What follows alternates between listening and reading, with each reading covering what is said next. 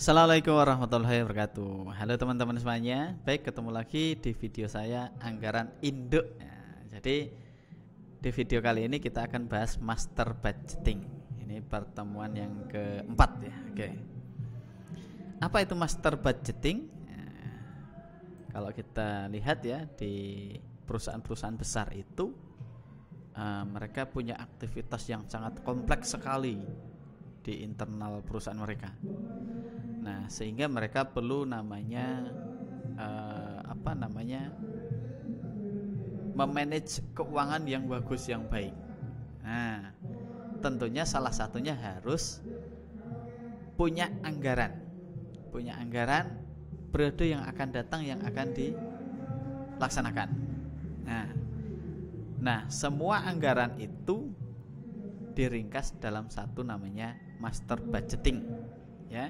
Jadi master budgeting itu adalah ringkasan dari proyek finansial dari semua budget perusahaan yang membantu manajemen menggambarkan rencana operasi dan finansial perusahaan untuk periode tertentu. Ini biasanya yang akan datang, ya, termasuk dalam laporan keuangan perusahaan.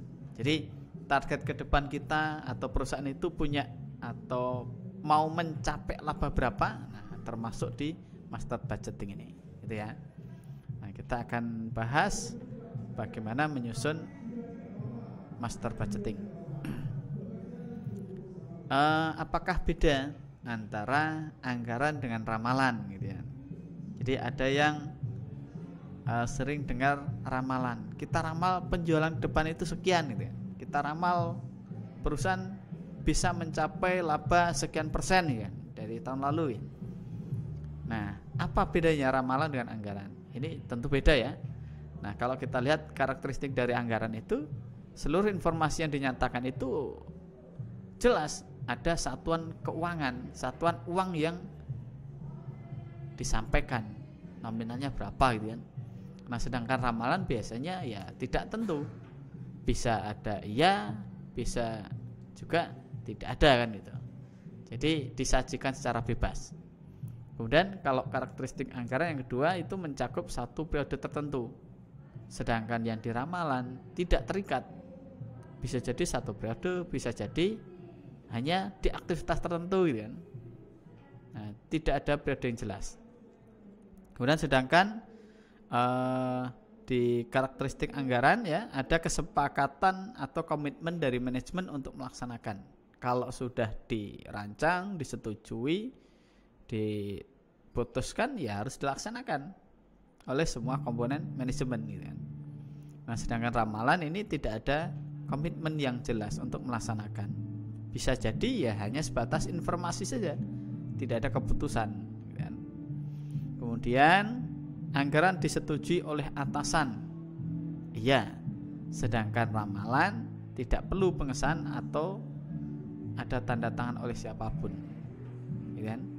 Kemudian anggaran bersifat final, tidak dapat diubah kecuali dengan alasan khusus. Nah, sedangkan ramalan ini dinamis sesuai dengan kebutuhan. Kalau situasi berubah, ya berubah, gitu kan. Nah, kemudian yang terakhir, kalau di karakteristik anggaran itu dilakukan evaluasi dengan membandingkan hasil aktual dengan anggaran yang sudah ditetapkan. Ya, hasil evaluasinya apakah berhasil kinerjanya atau tidak, kan itu. Sedangkan ramalan ya tidak dilakukan evaluasi secara formal. Jadi hanya sebatas informasi sajalah, tidak digunakan untuk pengambilan keputusan. Nah, ini beda antara anggaran dengan ramalan. Nah, ciri-ciri anggaran detailnya adalah anggaran ini dinyatakan dalam satuan moneter, nominalnya jelas berapa puluh juta misalkan, ya. Ada satuan rupiah yang tertera di sana.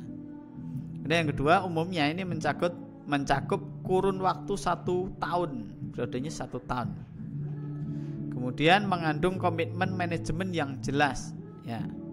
Kemudian usulan anggaran ini disetujui oleh pejabat yang lebih tinggi, ya. Misalkan nih untuk produksi nanti ya disetujui oleh manajer produksi. Manajer produksi disetujui lagi oleh direktur, kan, gitu. Yang kelima, setelah disetujui, ditekan ya, kemudian dilaksanakan. Anggaran ini hanya diubah jika ada keadaan khusus. Ada kejadian luar biasa yang mengharuskan misalkan produksi ini berhenti, di-up atau dinaikkan gitu kan. Jadi ada kondisi-kondisi tertentu yang bisa berubah. Yang keenam, harus dianalisis penyebabnya. Jika terjadi penyimpangan, bagaimana? Penyimpangan tentunya di sini ya lebih cenderung ke membengkak biayanya misalkan.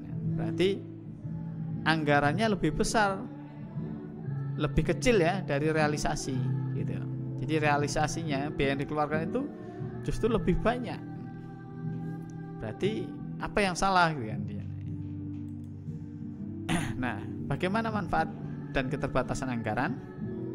Kalau kita menilik dari manfaat ya, tentunya ya anggaran ini dapat memproyeksikan dari berbagai alternatif ya, sehingga manajemen dapat memilih mana langkah yang terbaik yang harus diambil sehingga efisiensi dan efektivitas tercapai.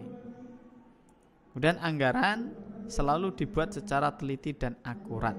Ya, dari data historis produksi tahun lalu diperkirakan satu unitnya itu habis sekian. Kalau periode yang akan datang kita memproduksi sekian ratus, berarti butuh sekian kan itu.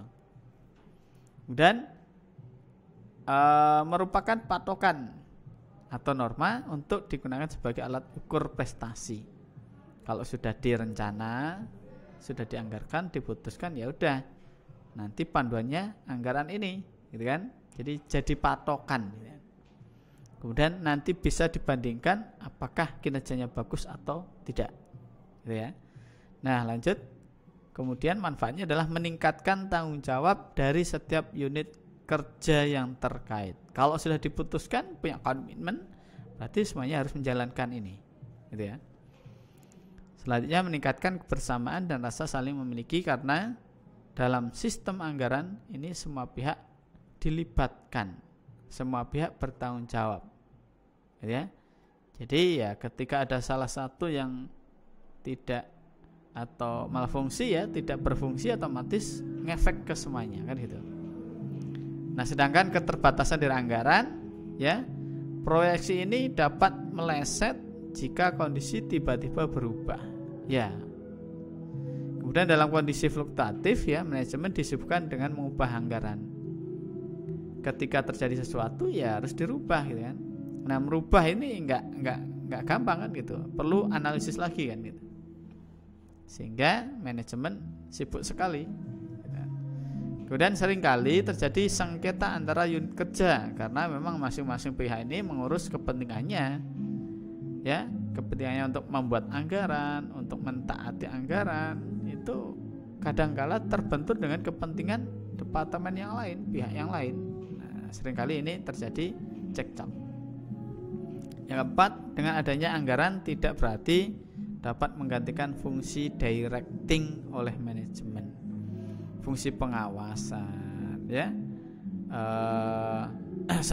sosialisasi langsung dengan bawahan itu nggak bisa tergantikan.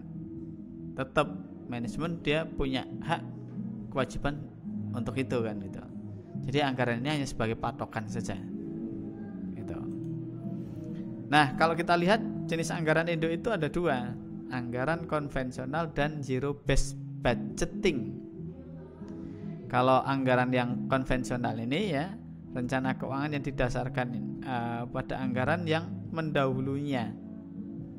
Jadi hasil akhir dari pelaksanaan anggaran ini kemudian dikoreksi dengan menambah atau mengurangi dan dijadikan anggaran baru untuk dilaksanakan di periode berikutnya.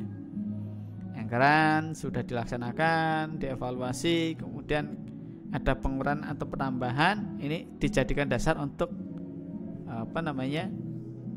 aktivitas berikutnya, patokan anggaran berikutnya kan gitu. Ini namanya anggaran konvensional.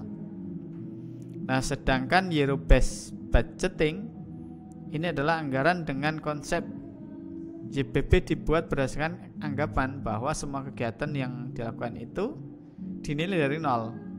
ya. Jadi setiap manajer di setiap pusat tanggung jawab itu harus dapat menetapkan kegiatan apa yang akan dilakukan serta berapa biaya yang dibutuhkan, sehingga harus benar-benar pas ya. Ya mulai dari nol, nggak ada sisa tahun lalu. Apa yang mau dilakukan ya dianggarkan di awal. Gitu. Itu bedanya dengan anggaran konvensional dan zero based budgeting. Nah, kalau kita melihat komponen dari anggaran induk itu ya ada anggaran operasional dan anggaran keuangan.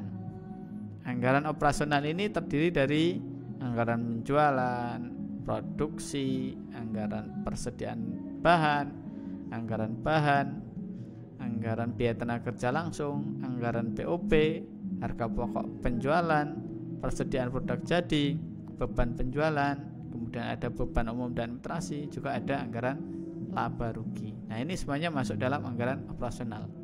Sedangkan keuangan hanya ada anggaran kas dan neraca. Ingat ini ya, hanya ada anggaran kas dan neraca.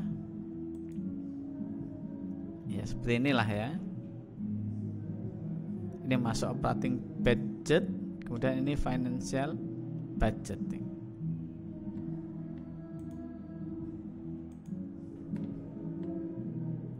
Jadi seperti itu. Nah, di pembelajaran selanjutnya di ruang kelas kita akan bahas dengan ilustrasi kasus ya.